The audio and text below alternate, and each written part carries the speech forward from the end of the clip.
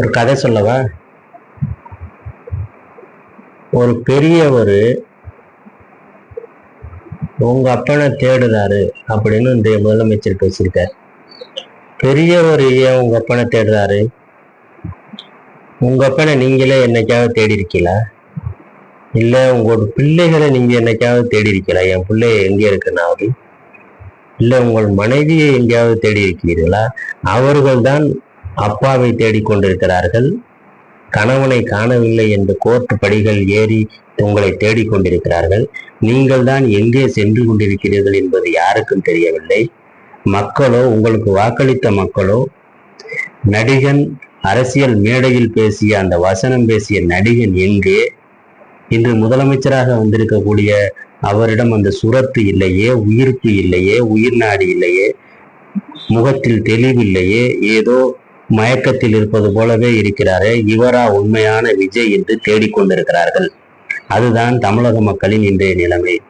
நீங்கள் முன்னாள் முதலமைச்சரை, மாண்புமிகு எதிர்க்கட்சி தலைவரின் அப்பாவை தேடுவதை விட்டுவிட்டு உங்கள் உறவுகளை தேடுங்கள், மக்களின் நம்பிக்கையை தேடுங்கள்.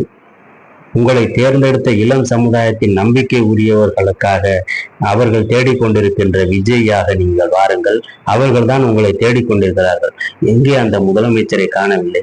படத்தில் வீர வசனம் பேசும் முதலமைச்சரை எங்கே காணவில்லை என்று தேடிக்கொண்டிருக்கிறார்கள். அவர்களுக்கு அடையாளத்தை காட்டுங்கள். இப்பொழுது உங்களுக்கு உண்மை சோக முகம் வெளிப்பட்டு விட்டது.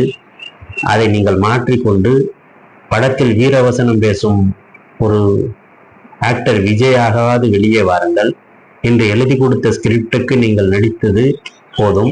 ஆனால் உண்மையான முதலமைச்சராக எப்போது வெளியே வரப்போகிறீர்கள் என்பதை மக்களின் தேடலாக உள்ளது. எங்கே நான் ஓட்டு போட்டு தேர்ந்தெடுத்த ஒரு முதலமைச்சரை காணவில்லை என்றே அவர்கள் தேடிக்கொண்டிருக்கிறார்கள்.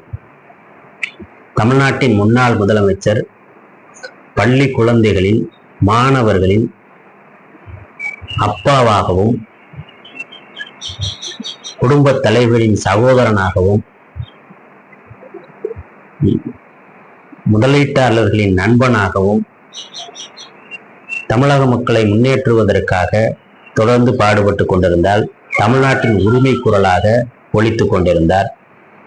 ஆனால் நீங்களோ சோக முகத்தோடு வந்து உட்கார்ந்து கொண்டு எந்தவித ரியாக்ஷன் ஆட்டாமல், ஒரு போதை போட்ட ஆசாமி எவ்வாறு ஒரு இடத்தில் உட்கார்ந்திருப்பானோ அதே போலவே நீங்கள் உட்கார்ந்திருந்து விட்டு எந்த முகபாவனையும் சோகமாக இப்படியே இருந்துட்டு, இன்னைக்கு டிவி முன்னால் ஆன்லைனில் வரப்போகிறோம் என்ற உங்கள் நடிப்பு திறமையை